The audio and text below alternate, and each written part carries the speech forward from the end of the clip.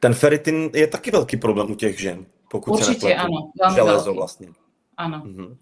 A tam je jaké problém zdroje? aj zápal, aj zdroj, pretože keď žena má príliš veľa tých procesovaných potravín, tak jednoducho tam vzniká zápal.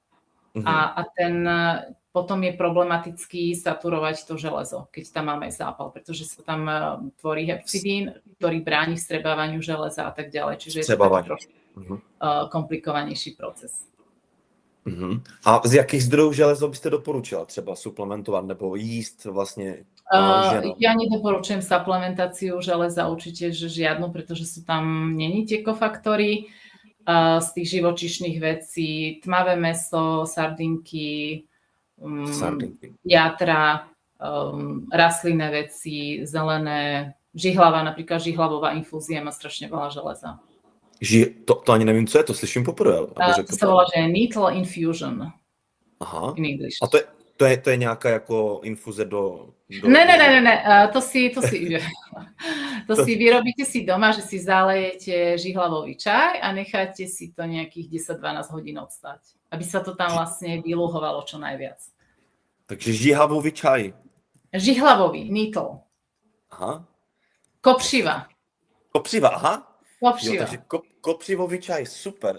A vy ste ešte není to dieťa toho Československa, že? Tak si... Ne, já jsem byl teď úplně mimo. Jako.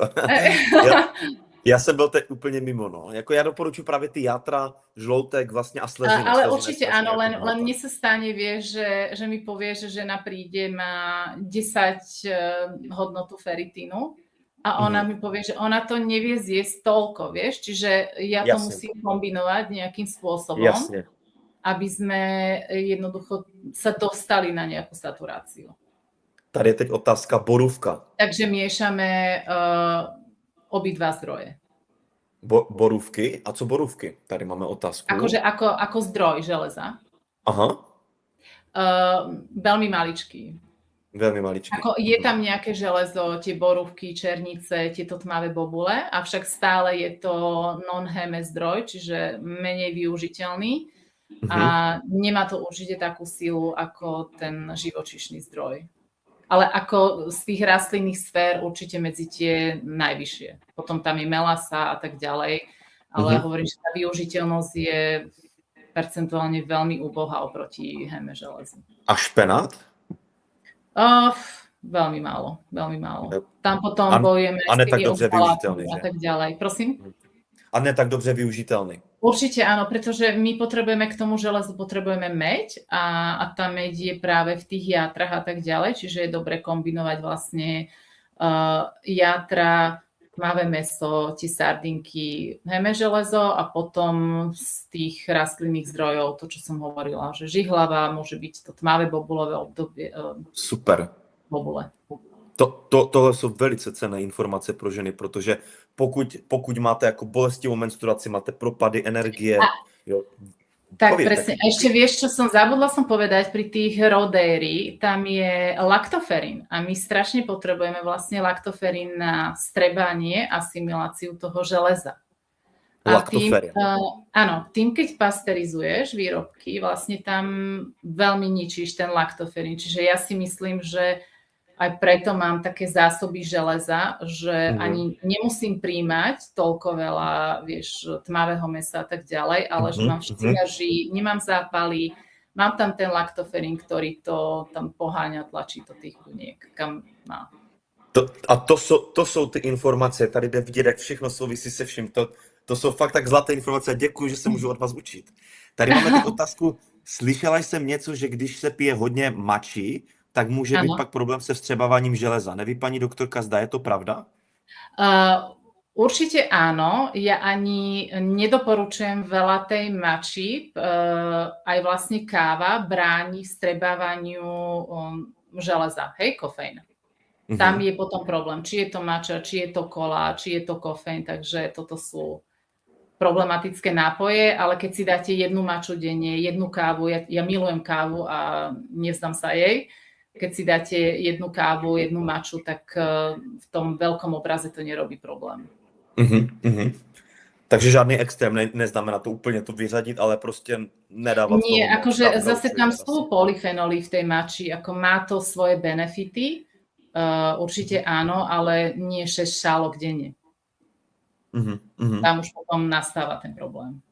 A to vlastne má aj ten vliv na tú demineralizáciu, zbavuje to telo minerálu, že? Určite. Aj horčíka a tak ďalej. Čiže tam potom odchádza ten horčík a potom ho musíme bohužiaľ doplňať. Tady je taky super otázka. Krevní testy by mě zajímaly.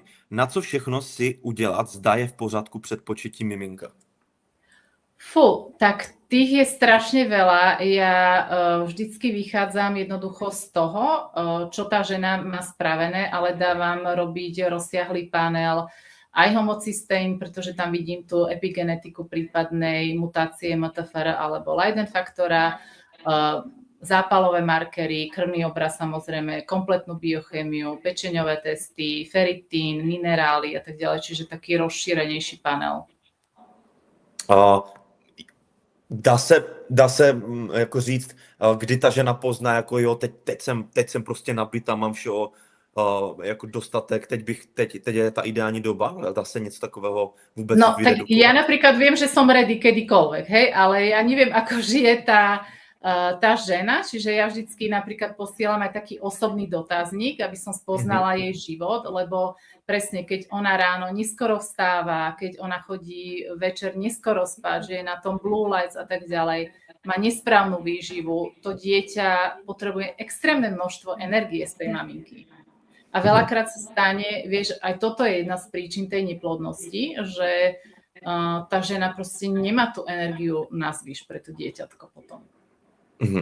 Vy jste, jak jsme se jednou bavili spolu, vy jste dokonce říkala, že aj ta psychická připravenost na to dítě má vlastně, jako je důležitá pro to početí vůbec toho dítěte. Tak musíš si uvedomiť, že prvé 2 roky to dieťatko jednoducho je centrické a ono nechápe potreby, že ja neviem, že mama si chce ísť umyť zuby, alebo mama chce ísť, ja neviem čo, ty musíš uprednostiť najskôr potreby toho dieťaťa a veľakrát sa mi stane, vieš, že tá žena, ja neviem, ráno 2 hodiny cvičí, potom medituje, potom toto, tamto a keď sa jej spýtam, že dobre, a keď budeš mať to dieťa, tak kedy to budeš robiť a povie mi, tak nájdem si nejakú operku, hej, ale jednoducho musí to byť v tej žene, vie, že chce obetovať tú energiu, pretože to dieťa si vyžaduje tú energiu od tej maminky. Je to prirodzené, veď všetky zvieratá v živočíšnej ríše tak nosia tie svoje detičky. A ono z toho potom projevuje, že třeba po tom porodu začnou vypadávat vlasy, že nastávají právě také ty hormonální výkyvy. To bylo tež zajímavé, jak jste říkal, že vlastně při tom těhotenství rostou ty vlasy úplne brutálne tým ženám. Každá žena má nádherné vlasy, pretože tam má veľmi veľa hormónov. Máš tam estrogen, máš tam proste naozaj veľa aj rastového hormónu, čiže tá žena má nádherné vlasy a potom, keď má veľmi málo tých minerálov, tak niektorej žene